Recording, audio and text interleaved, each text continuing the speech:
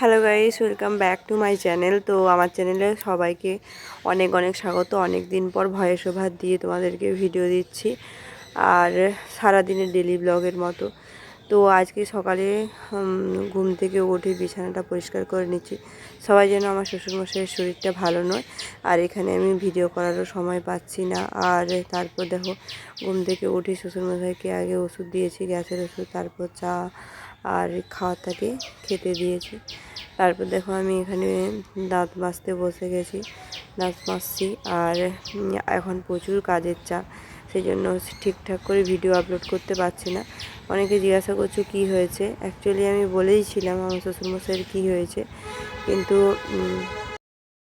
তো তারপর দেখো চা করেছি আমি, আমার হাজব্যান্ডের, আমার শাশুড়ি মা, সবার। আর শ্বশুরের মশাই ওখানে বসেছিল, আর বাচ্চাগুলো পড়তে আসছিল, তো তাদেরকে পড়াচ্ছিলাম। পড়ানোর পরে 8টা বেজে গেলে আমার শ্বশুর মশাইয়ের ওষুধ থাকে, তো সেটাই দিতে আসছিলাম। তো তোমাদেরকে আরেকটা কথা বলে রাখি যে আমি আমার শ্বশুর শাশুড়িকে সেরকমভাবে ভিডিওতে আনি না, কারণ ওনারা আমার ভিডিওটা সেরকম পছন্দ করে না, ঠিক আছে। আর এটা দেখানোর জন্য আমি ভিডিওটা করছি না। আমার কিছু রিলেটিভ আছে যারা দেখে বলবে যে ভিডিও করে দেখাচ্ছে। আমার কোনো দেখানোর কোনো টেন্ডেন্সি নেই, কারণ এটা দেখাচ্ছি এই কারণে দেখাচ্ছি, তাদেরকে বলার জন্যই দেখাচ্ছি, ঠিক আছে।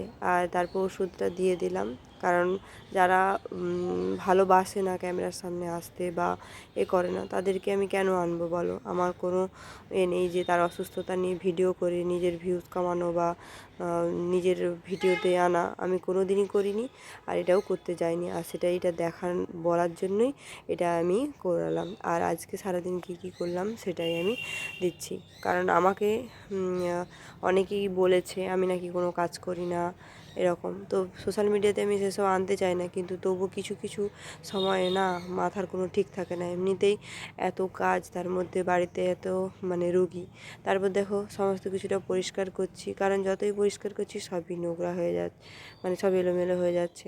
তারপর বলে দিই, আমার শ্বশুরমশাই হয়েছে স্ট্রোক, তো ব্রেন স্ট্রোক, আর সেটা বলেইছিলাম। তো 10 দিন পর চেক আপ আছে, তার মাঝখানে যেসব রুটিনগুলো আছে সেই রুটিন অনুযায়ী তাকে খাওয়াতে হবে আর রাখতে হবে। আর যেহেতু আজকে কালী পুজো, দীপাবলি আছে, সেই জন্য বাড়িটা ক্লিনিং করে নেওয়াটাও দরকার আছে। তো পড়ানোর পর সমস্ত কমপ্লিট করে আমি এবার বাড়িটা মুছে নিচ্ছিলাম। আর তারপর আমার হাজব্যান্ড ফুল টুলগুলো তুলে দেবে, কারণ আমারও প্রচণ্ড জ্বর ছিল, কিছুদিন শরীর ভালো ছিল না। তো তারপর কিছু কাজ আছে। আর তারপর এদিকে দেখো টিউশন পড়াচ্ছিলাম, তো বাচ্চাগুলোকে বললাম তোরা ওইখানটাতে বস, তো সামনেরটাও পরিষ্কার করতে হবে, তো সামনেরটাও পরিষ্কার করে নিলাম। আর সত্যি কথা বলতে নিজের পড়ার কোনো টাইমই পাচ্ছি না। সেটা কথা নয়, মানুষের অসুস্থ হলে এই সমস্ত তো হয় না।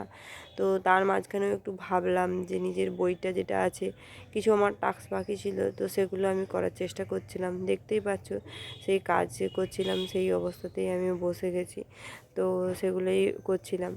আর কি বলো তো, বাড়ির বউদের না সত্যি কথা বলতে বিয়ের আগেই পড়াশোনাটা সেরে নেওয়া উচিত।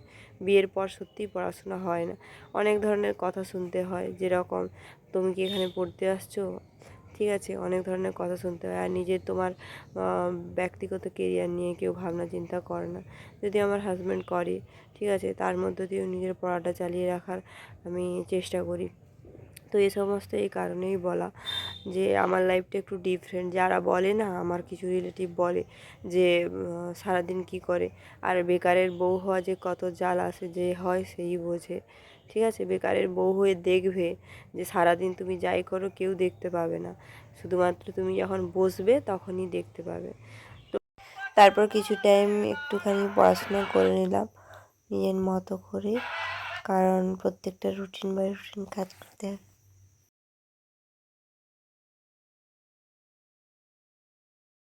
তো বেশি নয়, কিছুক্ষণ হয়েছিল। তারপর বাপি ফোন করেছিল, তো কথা বলে নিয়েছিলাম। যেহেতু আমার গলার ভয়েসটা শুনে তোমরা বুঝতেই পারছো আমার গলাটা কতটা চেপে আছে, আর 2-3 দিন ধরে আমার খুবই জ্বর ছিল।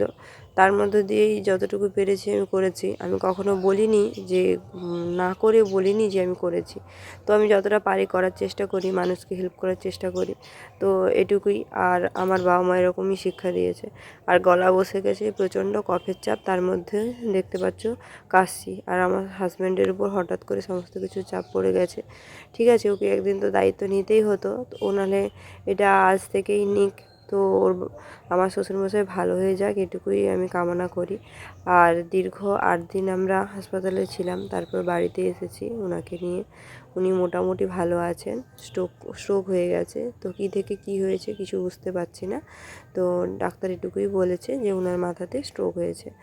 তো সকালের রুটিন অনুযায়ী ওনার কিছু 8টা ওষুধ থাকে, আর তারপর দুপুরে ওষুধ থাকে, আর রাতে দুবার ভাপ নিতে হয়, দুবার গার্গিল করতে হয়। ওনার গলাটাও বসে গেছে, তো সমস্ত কিছু এরকম মাফিক রুটিন মাফিক দিতে হয়। আর তারপর দেখো একটা ঠাকা বের করেছিলাম ঠাকুরের জন্য, অনেক দিন আগেই নিয়েছিলাম। তো সেটাই আমার হাজব্যান্ডকে আমি দেখাচ্ছিলাম যে ওটা আমার ঠাকা। আর দেখো, সরি, আমার ঠাকা বলছি, ঠাকুরের ঠাকা। তো তারপর দেখো স্থলপদ্ম ফুটেছে, তোমাদেরকে হয়তো দেখেছিলাম ভিডিওতে। তারপর স্থলপদ্মগুলো তুলেছে, আর সমস্ত ফুল এগুলো আমার শ্বশুরমশাই করতো। তো যখন থাকতো না, কুটুম বাড়ি যেত, তখনই আমার হাজব্যান্ড করতো। তো এটা ও সকালে তাড়াতাড়ি স্নান করে নেয়, আর সেই জন্য ফুল টুলগুলো তুলে নেয়। আর এখানে আমাদের সমস্যা কী বলো তো, ফুল হচ্ছে আমাদের এখানে বেশি সকাল পর্যন্ত থাকে না। ফুল তোমার সবাই তুলে নেয়, সেই জন্য সকালে। তারপর দেখো ছাদে এসেছিলাম, ছাদে সমস্ত জামা কাপড়গুলো রোদে দিয়েছিলাম, কারণ যেগুলো এর আগের দিন কেচেছিলাম সেগুলো থেকে গিয়েছিল। তো রোদ সেরকম হয়নি, বৃষ্টি হচ্ছিলো সেই জন্য। তারপর দেখো স্নান করতে যাবো তখনই দেখি না ডাক্তারবাবু এসেছে, কারণ আমার শ্বশুরমশাইয়ের শরীরটা ভালো নেই। আর সেই ওষুধগুলো আমি দেখাচ্ছিলাম, যে হাসপাতাল থেকে যে ওষুধগুলো দিয়েছিল, তো সেখানে কন্ট্যাক্ট করা যাচ্ছে না সেরকম। তো সেটাই আমি আমাদের এখানে ডাক্তারকে বলছিলাম, প্রেশারটা কমে গিয়েছে আর একদিক টলাচ্ছে। তো সমস্ত কিছু এখানে ডিসকাশন করছিলাম। আর স্নান করতে যাবো বলে আমার স্নান করাটাই হচ্ছিল না, কারণ তারপর ফিজিওথেরাপির লোক চলে এসেছিলো, ওনাকে ফিজিওথেরাপি। আর প্রত্যেকদিন ডেলি রুটিনে ওনার প্রেশার আর হার্টের রেট সমস্ত কিছু মেপে রাখতে হয়। তারপর দেখো রান্না বসেছি, যেহেতু দীপাবলি বৃহস্পতিবার, শ্বশুরমশাইয়ের জন্য বিবাহ ভাজা করেছি, আর আমাদের সয়াবিন আলুর তরকারি হবে, আর আলু ভাতের দেওয়াই আছে। রুগী আছে মানে বুঝতেই পারছো। আর আমার শাশুড়ি মা সেদিকে কোয়েল মাছের ঝোলটা করেছিল। তো এটুকুই হয়েছিল আজকের খাওয়া। তারপর রাত্রিবেলা মন ভালো নেই, তা সত্ত্বেও কিছু কিছু সন্ধ্যা দিচ্ছিলাম, তো তখন মোমবাতি জ্বালাচ্ছিলাম। কারণ প্রত্যেক বছরই আমি যাই আমার বাড়ি, তো সেখানে গিয়ে প্রচুর আনন্দ হয় এখানের থেকে। আর সেটাই বলছিলাম তোমাদের দাদাভাইকে, যে সেখানে গিয়ে আমরা কত বাজি ফাটাতাম। তবে কালী পুজোর জন্য ডাক আছে, আর সে সমস্ত মানে যাব, তো কখন কি যাব ভেবে পাচ্ছি না, কারণ আজকে শরীরটা একটু খারাপ। তারপর পুরো বাড়িটাতে মোমবাতিগুলো জ্বেলে দিলাম আমি আর আমার হাজব্যান্ড মিলে। আর যত যাই হোক, মোমবাতি তো জ্বালাতে হবে, কারণ আমার শ্বশুরমশাই বলছে আমার শরীর খারাপ বলে তোমরা মোমবাতি জ্বালাবে না। তো ওনার কথা রাখতেই সমস্ত কিছু করলাম। আর যত ভালো ভাবি, যতই আমি করি না কেন, কখনো আমি আইডিয়াল বউ হতে হয়তো পারিনি বা পারবো না, কারণ কখনো কারো মনের মতন হয়ে ওঠা যায় না। আর এত খারাপ পরিস্থিতির মধ্য দিয়েও আমি অনেক কথা শুনেছি, এত করেও ঠিক আছে, করাটা আমি কোনো দিনই বলবো না যে আমি করেছি, কারণ ঈশ্বরই তার বিচার করবে। উনি ভালো থাকুক, চারপাশে কিছু কিছু মানুষ, ওনার পাশেই কিছু মানুষ থাকে যারা বলে, ঠিক আছে, তাদেরকে বলি তোমরা এই সিচুয়েশানে পড়ো, দেখবো তোমরা কত কী করো। তো মা কালী সবাইকে ভালো রাখো। আমার বেটুকে অনেকদিন তোমাদেরকে দেখাইনি, তো বেটুকেও দেখাচ্ছি। দেখো আমার বেটুর মুখটা খুব হাসি। বেটুরও পুজো করব ভাবনা চিন্তা নিয়েছি, বেটুর পুজো অনেক দিন হয়ে গেছে করা হয়নি। তো বেটুর কাছেই আমি প্রদীপ মোমবাতি জ্বেলে দিলাম। আর বেটু, তুমি সবাইকে ভালো রেখো, তোমার দাদুকে ভালো রেখো, তোমার বাপিকে ভালো রেখো, সবাইকে ভালো রেখো। আর এরকম করেই আজ দীপাবলিটা কেটেছিল। তারপর নেক্সট পার্টে তোমাদেরকে দেখাবো দীপাবলির রাত্রে কিছু হয়েছে, তো সেটা দেখাবো, কারণ এই ব্লগটা অনেক বড় হয়ে গিয়েছে তার জন্য। আর তারপর বাড়ির চারদিকে সমস্ত কিছু মানে মোমবাতি জ্বেলে দিলাম। আর যেহেতু বিকেলে শরীরটা আবার খারাপ করছিল, সেই জন্য ডাক্তারবাবুকে ডেকেছি আমি। তো ডাক্তারবাবু আসবেন, এলে তারপর এখানে আমাদের মা কালীর পুজো হচ্ছে, তো মা কালীর কাছে আমার শ্বশুরের নামে একটু পুজো দেবো। তো সেই জন্য বেরোবো, একদম রেডি হয়ে গেছি সন্ধ্যা দিয়ে। তারপর ডাক্তারবাবু এলে একদম বেরিয়ে যাব, কারণ ডাক্তারবাবু না এলে আমি এদিক থেকে বেরোতে পারছি না, কারণ অসুবিধা হচ্ছে। আর কখন ডাক্তারবাবু চলে আসবে, আবার কেউ থাকবে না থাকবে, আমাকে তো কথা বলতে হবে। তো সেই কারণে তো নিজের বাপির মতনই সমস্ত কিছু করি, তা সত্ত্বেও শুনতে হয়েছে আমাকে অনেক কিছু। তো তাতে আমার কিছু যায় আসে না, কারণ আমি তো সারা বছরই শুনি, আর আজকে তো আর কিছু না। আর এরকম কথা বলতে বলতে মোমবাতিটা হয়ে গেল। ও লোকজন আসাআসি করছে আমার শ্বশুরমশাইকে দেখতে। তো তার মধ্য দিয়েও সমস্ত কিছু কাজ হচ্ছে, আমি আমার শাশুড়ি মা করছি। আর আমার শরীরটা ভালো ছিল না, তখন উনি রান্না টান্নাগুলো করেছিলেন। আর তারপর এখানে দাদুর কাছে দিচ্ছি, মানে আমার শ্বশুরের শ্বশুর, তো তার কাছে দিচ্ছি। আমার দিদা ছিল, তার কাছে দিচ্ছি। এরকম করে মোমবাতি দেওয়া প্রায় আমার কমপ্লিটের পথে। আর যেহেতু বাড়িতে অসুস্থ, তাই আমি আমার হাজব্যান্ডকে বলছিলাম যে একটু ধুনো নিয়ে আসবে, তো ধুনো নিয়ে আসছিলো। আর সেই ধুনোটা পুরো বাড়িতে দিয়ে দিয়েছিলাম।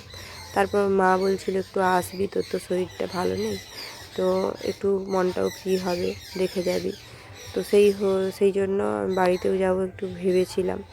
তো তোমাদেরকে দেখাবো যে বাড়িতে গিয়ে কী কী হলো। আর বাড়ির বউ 24 ঘন্টা অন ডিউটি করলেও কেউ কখনো বলে না বাড়ির বউ কাজ করেছে।